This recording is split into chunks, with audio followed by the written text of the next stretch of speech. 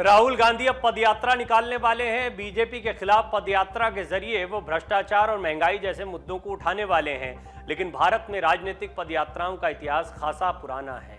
इन पदयात्राओं ने नेताओं की छवि संवारने का काम किया और पार्टी को भी शिखर तक पहुंचाया। इतिहास के पन्नों को पलटकर देखेंगे तो ब्रितानी हुकूमत के खिलाफ महात्मा गांधी ने भी कई पदयात्राएं की थी। दांडी यात्रा जैसी यात्रा उनकी कितनी मशहूर है। कहते हैं जब गांधी जी पदयात्रा करते थे तो उनके पीछे एक एक करके हजारों की भीड़ चल पड़ती थी।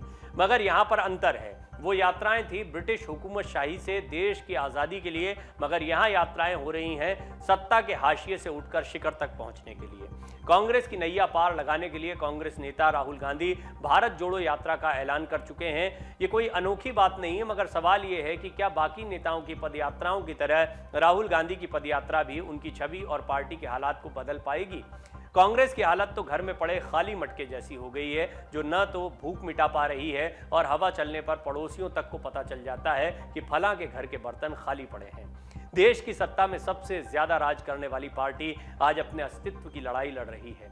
पार्टी के वरिष्ठ नेताओं की जब एक नहीं सुनी गई तो वो एक एक करके कांग्रेस से विदा होते गए। आखिरकार कब तक एक ढाल तले कोई सैनिक अपनी जान बचाता रहेगा? कभी तो उसके सिर पर भी राजा का हाथ होना चाहिए। यही हाल इन वरिष्ठ नेताओं का भी है। कांपते हाथों में कांग्रेस का झंडा थामे ये नेता सत्ताधारी दल से लगातार भिड़ते रहे, मगर अपने घर के मतभेदों पर जब खुलकर बोले तो उन्हें बागी कह दिया गया। कांग्रेस सांसद राहुल गांधी भारत जोड़ो यात्रा कर रहे हैं। इसके जरिए वो भारत की आवाम से संवाद स्थापित करने की कोशिश करेंगे। वो लोगों को बताएंगे कि बीजेपी कैसे देश का नुकसान कर रही है और कांग्रेस क्यों देश के लिए जरूरी। खैर, ये 2024 में होने वाला लोकसभा चुनाव बताएगा कि राहुल गांधी को इस पदयात्रा से कितना नफा नुकसान होगा। राहुल गांधी की भारत जोड़ो यात्रा की टैगलाइन है, मिले कदम जुड़े वतन।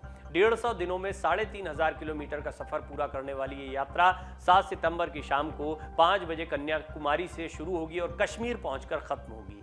ये यात्रा 12 राज्यों और 2 केंद्र शासित प्रदेशों से होकर गुजरने वाली है। भारत जोड़ो यात्रा के दौरान रोजाना 20 किलोमीटर की दूरी कवर करने का प्लान है, जिसके लिए शामिल वॉलंटियर 3 घंटे सुबह और 3 घंटे शाम पदयात्रा करेंगे।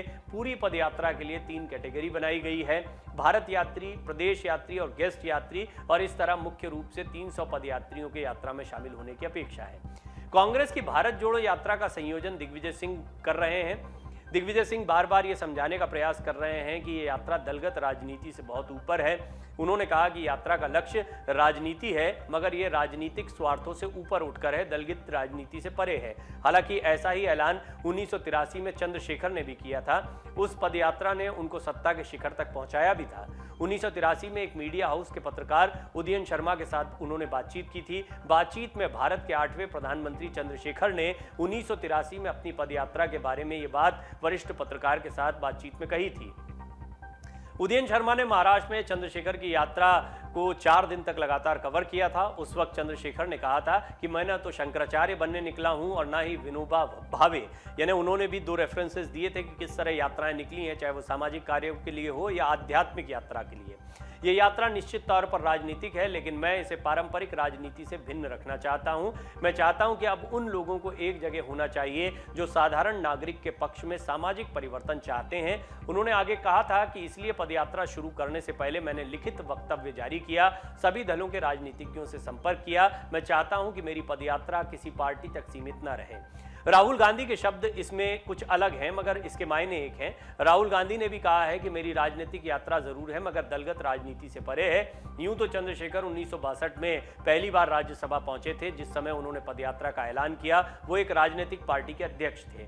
चंद्रशेखर की यात्रा का उस वक्त काफी मखौल उड़ाया गया था। कई राजनीतिक दलों के नेताओं ने उनका मजाक बनाया। खास बात तो ये थी कि उनकी खुद की पार्टी के नेताओं ने उनका खूब मजाक बनाया। पूर्व पीएम चंद्रशेखर ने पानी, कुपोषण, स्वास्थ्य जैसे 5 मुद्दों को लेकर पदयात्रा की थी। आज भी ये 5 मुद्दे राजनीतिक गलियारों में गूंजते रहते हैं। अपनी इस पदयात्रा के 7 साल बाद 1990 में वो कुछ महीने के लिए ही सही भारत के प्रधानमंत्री भी बने, लेकिन क्या वो इसी पदयात्रा के बाद पीएम पद तक पहुंचे थे? ये बात आज भी बहस का मुद्दा है। अपनी पदयात्रा पर उनका तर्क था कि भारत की 90 करोड़ 1983 की हम बात कर रहे हैं आबादी में 17 करोड़ जीवन भर पदयात्री ही हैं जिन्हें साइकिल बस तक नसीब नहीं होती, इसलिए उस अवाम से मिलने के लिए पैदल ही निकलना पड़ेगा। आज के दौर में महात्मा गांधी पर तमाम सवाल खड़े किए जाते हैं। कहा जाता है कि गांधी जी का देश की आज़ादी में क्या योगदान है।